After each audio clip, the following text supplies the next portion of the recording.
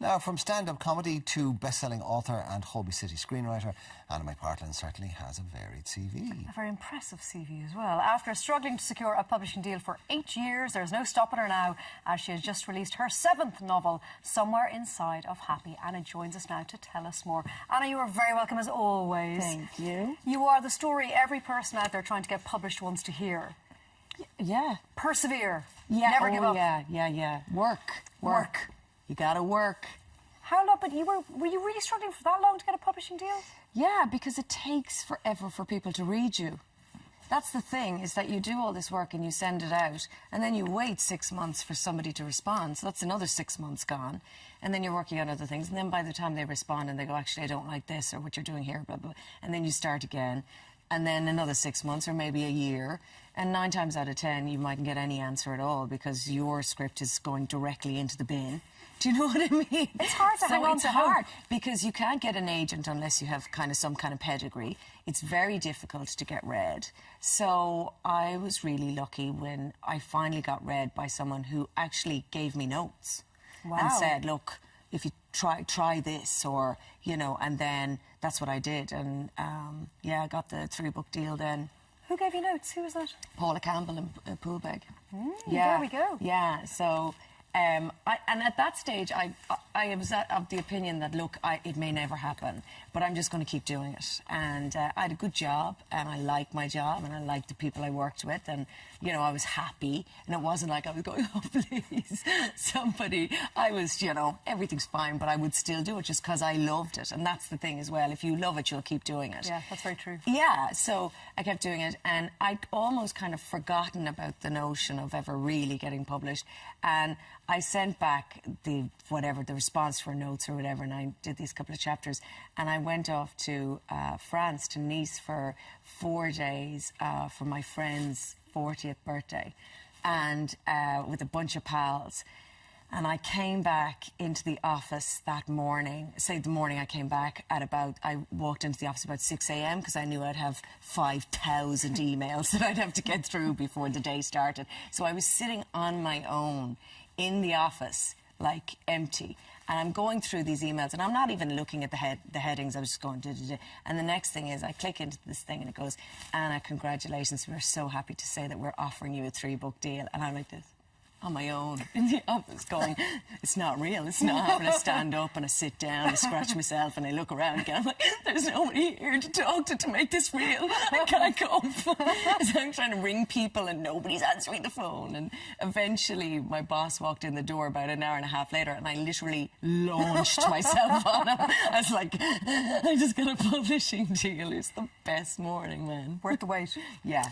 Can I go back to the book before? The Last Days of Rabbit Haze. Yeah. Now, that book's deeply personal for you. Yeah.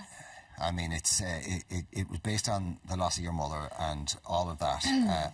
So when you kind of... plunder isn't the right word, but when you scope out that depth of personal stuff in a book, how do you go from that to the next one? Do you go completely the opposite direction? And given that it was so well regarded and did so well, do you think, oh, here, hang on a second, maybe this is the area I should be working in? No, because all my books are deeply personal. This is, yeah, but you see, first of all, with Rabbit, right, the cancer story is not our story.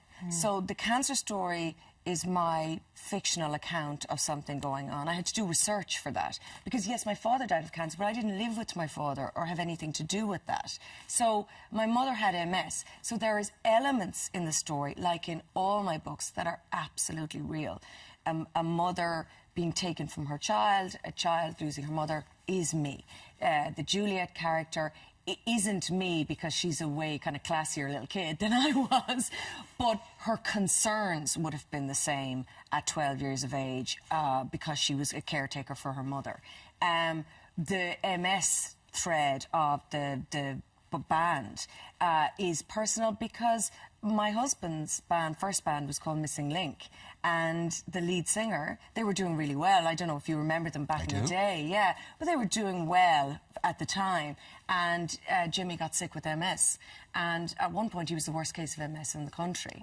Wow. So that story is my re-envisaging what went on there. So yes, there are things that are very real for me in that story, and I'm informed. But as I said, in every single story I tell, there's something very real there. Is that important to you, that you have a touchstone of truth Yeah, in every single book? absolutely. And so I it's think not just fiction plucked from the air? Not at all. Look, the reality is that, of course, it's a fictional story, but you have to be informed if you want to move people in any kind of real way and tell a real story. It has to come from a place of knowledge, and every author does it. I may be a little bit raw. Well, I was going to say, you go to the well and you go very deep to the well. Yeah, I do, yeah. So I'm just wondering, after that, how... Well, I'm back deep in the well. I was going to say, and just like that, my boy was gone. Yeah. It's 1995 and Maisie Brennan does not have the easiest of lives. No. Okay, pick up the story. So basically, this is a story about a young boy and his best friend who disappears. So he's 16 years of age.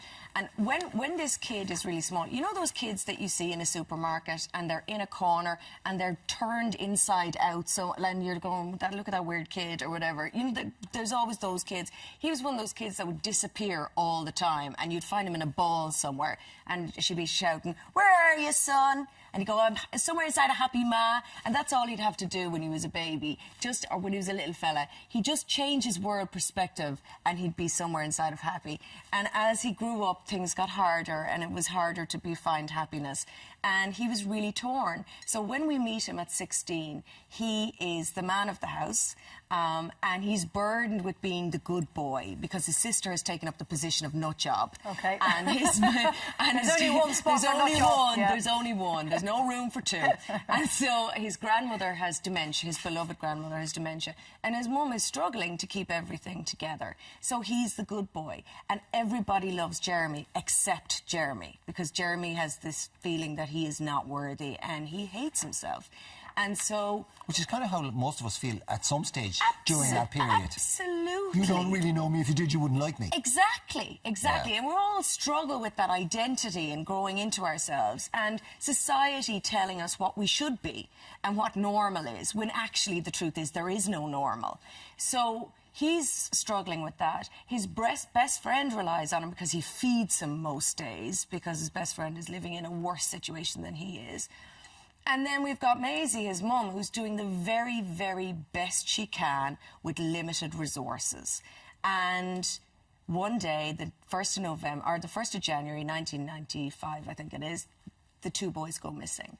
And that week we follow a desperate woman trying to find her boys, with the whole country spotlight on her, and the judgment that comes with where they're from, and why who you they watching are, them? their economic situation, all the background, all that kind of stuff, that glare, so that now mum is also questioning herself. Well, Anna, it is a fascinating premise for a book, and I'm sure it will do as well as all of your other books have done, if not even better. Anna McPartlin, Somewhere Inside of Happy. Thank you, Anna. And we didn't even get to talk about Holby City, so we'll have to, we didn't. we'll have to come back and talk us, about that. Right, we've got 5 signed copies of Anna's book, Somewhere Inside of Happy, to give away this morning. Head over to our Facebook page for details on how to enter. Now, in need of a summer getaway? Well, after the break, we'll be checking out some travel deals for your family holiday this year.